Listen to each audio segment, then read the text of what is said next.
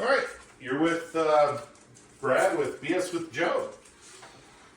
And right now, I think we want to talk about terrorism. Terrorism, yeah, there was an ISIS attack this morning. Yes. So, well, let me clarify that. We attacked ISIS. ISIS, yes. We took out one of the head leaders of ISIS that the former administrative government could have, but did not choose to do so for we don't know reasons. Yep. And Trump did. Yep. In Somalia. In Somalia, yes. And there's, we talked about this before in previous segments about a former CIA analyst that said there's a lot of terrorists coming into the country through the borders that were open. Right. And there's possibly going to be an attack in the U.S. Right. Now, this could be preemptive, and it could also trigger something. So, you said something about codes? Yes, so there's code words, but that's going to be more domestic stuff. Okay. Because I believe that a lot of American citizens are trying to be indoctrinated by ISIS groups or Muslim groups that are going to create terrorism. As you see this with the New Orleans truck driver that drove through the crowds in New Orleans. He was an American citizen, but he went across the border to talk to people or do certain things. He was ex-military too, wasn't he? He was ex-military. He was an American. Yeah. And so I see there's going to be a lot of indoctrinating. And we're going to go into that, but...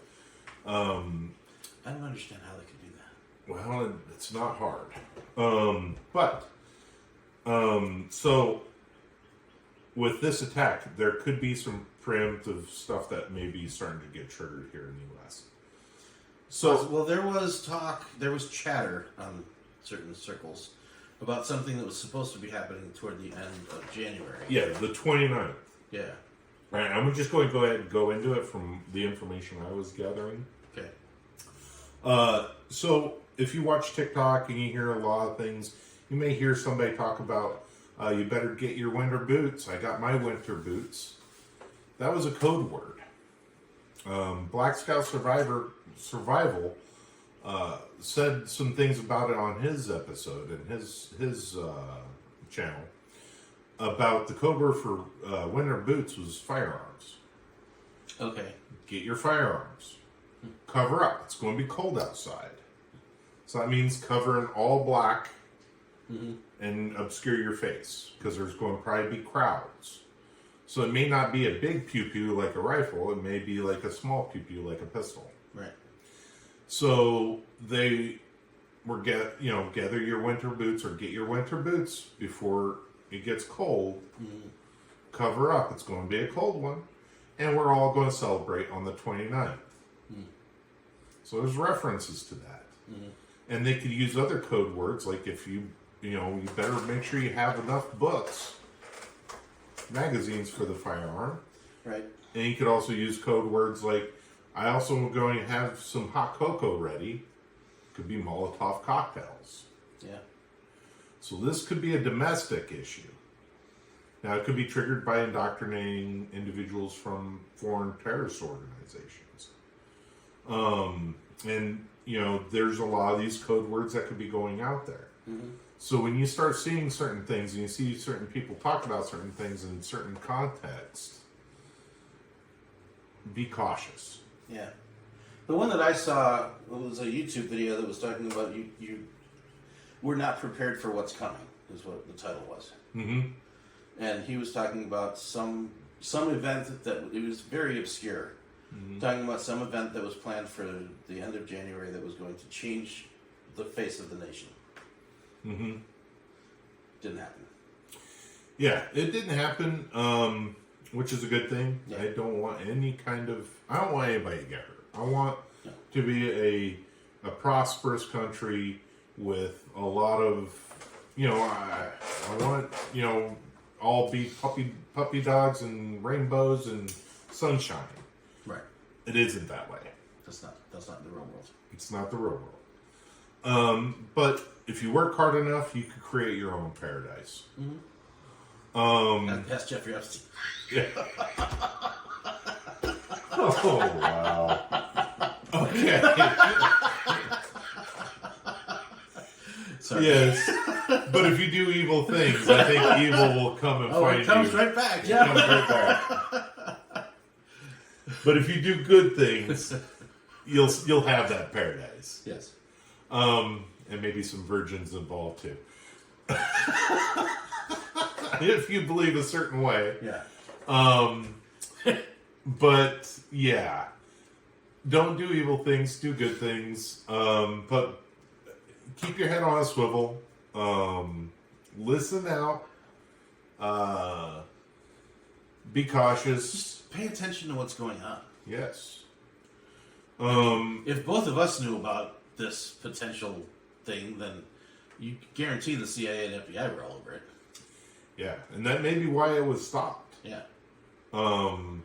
Or maybe people like us paid enough attention to the code words. Yeah. And said, "Hey, this is what's going on." Yeah. It's possible. Yeah. But yeah, there's a lot of stuff in place. I don't have any winter boots. I live in Florida. Yeah. But, and that's the thing is, focus on trying to do good things, but pay attention.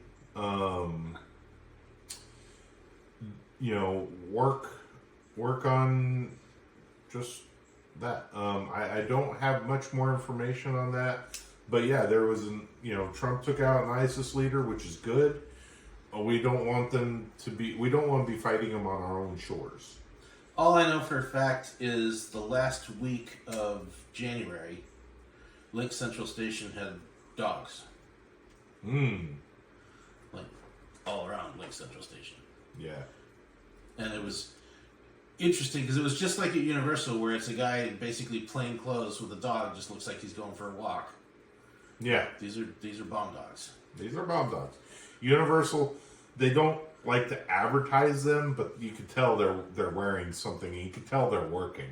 Yeah, they're working dogs. They're working dogs. And I'm sure Disney has stuff like that there too. A lot of times it's a canine officer that's doing it off duty. Yeah. At least I know that's what they do at Lynx. Yeah. They just bring in the canine officers that are off duty and say, hey, have a couple hours. Yeah. Well, and also with that is,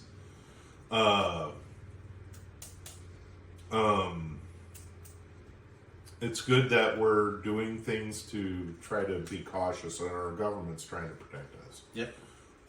But don't be reliant totally on your government. The government isn't always right there. Yeah.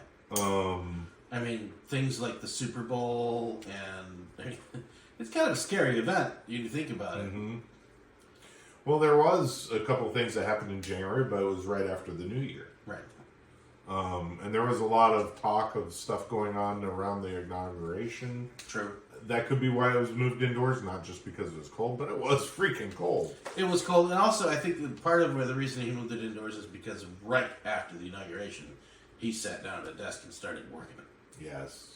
In front of everybody. Yeah, I mean, within 9 hours, I think he signed the pardons for the January 6th individuals. Within the first 24 hours, he signed 200 executive orders. Yes. And with January 6th, I know a lot of people are, thinking they're the worst people in the world, but those individuals were protesting, and they were American citizens. They were doing what they believed was right. The majority of them were completely peaceful. Oh yeah. And they were being egged on by people that were members of the FBI and CIA, which we already know for a fact there were at least 21 undercover agents in the crowd that were inciting riots. Oh yeah. I saw a video of an individual that broke a window, Mm-hmm. pulled the window out because it had safety glass, it had plastic on it, Mm-hmm. cleared the window space, and then tried to egg people to go in through it. Mm-hmm. And a lot of people were not going through it. No. That kind of makes me proud of some of those individuals because they knew it was something wrong that they shouldn't be doing. Right. Yeah, that's not what we're here for. We're not No. here for that. We're here to protest and speak our grievances and not do anything violent or destructive. Yeah, I mean, what gets into somebody's head when they're jumping off the balcony down to the congressional floor? I don't know. Why? Yeah. What are you proving? I don't know. You're proving that you're an idiot and probably should spend some time in jail. Yes. if you do anything violent against another individual... Or destruction of property. Or destruction of property, and that individual that you're being violent against didn't do anything against you... Mm-hmm. It's just like sports teams when there's a riot afterwards and they're burning cars and toppling over streetlights. How is that celebrating? It's not celebrating. Yeah. Going to your local bar, have a few drinks and shouting and cheering, hey, that's celebrating. Absolutely. But going and toppling cars and throwing Molotov cocktails and bringing down streetlights is not. And looting electronic stores? Yeah, that's not. How is that celebrating? That's not celebrating. That's rioting. It's celebrating I got a new TV, but... Yeah. Yeah. It's just like the street takeovers, too. I mean, that is domestic terrorism. That is domestic terrorism. These street takeovers where they take over an intersection and block everybody from being able to go through it and do an impromptu car show. I'm sorry, that's not a car show. And I'm wondering how some of them got those cars. That, too. Could some of them be hot and stolen? Very well could be. Yeah. I saw a YouTube video not that long ago where it was a guy that had gone into a dealership to buy like $80,000 Challenger and had a credit score of like 400. and they posted the conversation between the finance guy and this customer on the phone, and because he called back and was raising hell that he couldn't get the car. It was just unbelievably stupid how this guy thought he was entitled to this car when he had a credit score of 400. Who's going to give you a loan for $80,000 or $60,000 when you have a credit score of 400? You're not going to get it. No. Why are you even looking at a car like that? You shouldn't be. Right. And I saw another video at a car dealership. I don't know where this happened at. And it was kind of a crazy video. Where the guy was disgruntled about something. I don't know if he is a worker or not. Police were called to trespass the individual. And they come in. And the police officer had a ride-along with him that was an ex-military individual. Okay. And the individual in the car dealership pulls out a firearm. The cop struggles with the guy with the firearm and is trying to yell at everybody to get out of the dealership. Mm-hmm. And he pulls his taser out because he didn't want to pull his firearm out and shoot anybody that was possibly in the dealership. Yeah, trying to stop going the over subject. and above, trying to be safe. Yeah. Right. He winds up getting shot. The cop did. The cop did. But the person that was riding along with him took out the individual with the firearm, and I believe he choked him to death. Oh. Other than Daniel Penny. Yeah. Yeah. But this time it's justified because he had a firearm. Yeah. And the cops arrived and was able to provide life-saving care to the officer and didn't charge the individual that stopped the guy with the gun. I mean, at that point, I think lethal force is justified. Yeah, even if it's with your bare hands. Yeah. Because who is going to stop him after that? Lethal force is lethal force, whether it's bare hands or a weapon. It's lethal force. And when it's in the process of saving someone else's life or your own life, their life is forfeit. I'm sorry. Absolutely. And the courts will agree with you on that. And they have multiple times. Yes. I believe the people would, most people would say that's fine. Yeah. One little thing I want to talk about, since we're on law enforcement, terrorism, and all this other stuff, and this is going to be something that a lot of people are going to be angry with me about, but I don't care. I think it needs to be said. Okay. I think Trump should also pardon Derek Chauvin. Who's Derek Chauvin? Jared Chauvin was the individual that was charged in killing George Floyd. Oh, the cop. Yes. Why? Because from all the information I've gathered from George Floyd, he was going to die from a fentanyl overdose, and that's what essentially killed him. Okay. Not the knee on the neck, and also the. Why did that not come out in court when Chauvin was on trial for his murder? Because the autopsy coroner saw the video of Chauvin on top of George Floyd before she finished her analysis. Oh, so it tainted the evidence. It tainted the evidence. Not only that, but the I think she's a police captain now. Okay. That was testifying in his court proceedings. Said that it was not a the technique he used was not taught. It wasn't lethal force. Well, it wasn't taught to be used in detaining an individual. You see it though. You see it, but I've seen it in quite a few videos on YouTube. Right. But she later on saying this after that, saying it was taught. Yeah. I was going to and say. used. You see that all the time with the knee Right. on the neck. Right. And it's not, they're not supposed to have the knee on the neck. It's supposed to be the knee, your kneecap should be on their jaw. well, and this is where it was actually, everybody's saying it was on his neck.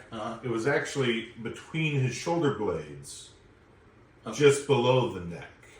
That's is where his knee that's a great actually place to was. control people. Right. And here's the thing. A lot of people don't watch the whole video. And this is my opinion. This may not be anyone else's opinion.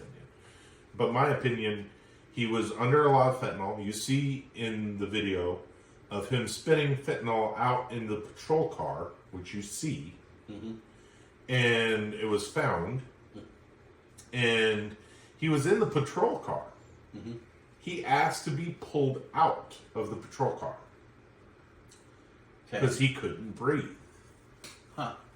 He was stating this before he was on the ground. Weird. Now he's on the ground. Now he's having to be controlled because he's still fighting. He's a 6'2" huge guy and not fat. Right. Fighting with police. Yeah. All right. So it took several police officers to subdue him, and they were also calling for ambulance and fire departments to come out to help him, and they were also calling for more backup. Some Narcan. Right, but this Although, is before. I don't think Narcan can save your life on fentanyl. I think It can't. You're fucked. No, it can't. Can it? Because I've seen several police officers in videos where they've administered Narcan and they were able to survive. Okay. It depends on the dosage, how long you've been under the influence, and other things like that. Just don't do drugs. Yeah, don't do drugs. And there was a large crowd forming, so they need more law enforcement officers there, and that's where like all the law enforcement officers that were used in that issue were all prosecuted. Right. And a lot of them testified against Derek Chauvin to try to reduce our sentences. If the Rodney King thing had never happened, it would have been a different story. Yes. It all goes back to Rodney King. It does go back to Rodney King. And him being beaten by the police was really unjustified. It was. But they screwed the pooch on that one. They screwed the pooch on that one. And them letting them off, they shouldn't have been let off. Right. But now we got Derek Chauvin that didn't kill this individual. And he's sitting in jail. He was stabbed several times while in jail. Well, yeah, they're not nice to cops in jail. No. And this man's life is ruined for doing what he thought was right. And he didn't do anything bad. Well, he did, he may have done bad things, but in this instance, he wasn't doing anything evil. Okay. He was doing what he thought was good. I see your point. I mean, I'm sure he's got appeals. He's got appeals. So. They're trying to claim it as a mistrial, so that way he could be retried, or at least win the appeal and be set free. Well, a mistrial would be the only way you can get a retrial, because in an appeal you have to present new evidence. Mm-hmm. And the officer changing her thing on video after the court proceedings, she perjured herself. She perjured herself. She should no longer be an officer. Yeah. Just like Marchand should not be a judge. Yes. But will he ever see this? Will it ever go to appeal? We don't know. I know this is really, not a popular opinion, but we always say at the end of every episode, do good things, don't do evil things. You will be rewarded with good things and not evil things. Yeah. Here's somebody that did something good, and he was not rewarded. No, it was not. So, with me making these statements, it's my way of trying to reward him. My opinion is for him. I mean, the whole George Floyd situation sucks. No matter what side you're on. Yeah. Now, I know it's not popular, and I know people may disagree with me. But I don't really have an opinion anymore. Yeah. And my opinion changed on a lot of that after I've seen the evidence and other things come to light. I never really looked into it that much. Yeah. All right. So that's the end of this episode. Like, share, subscribe. Okay.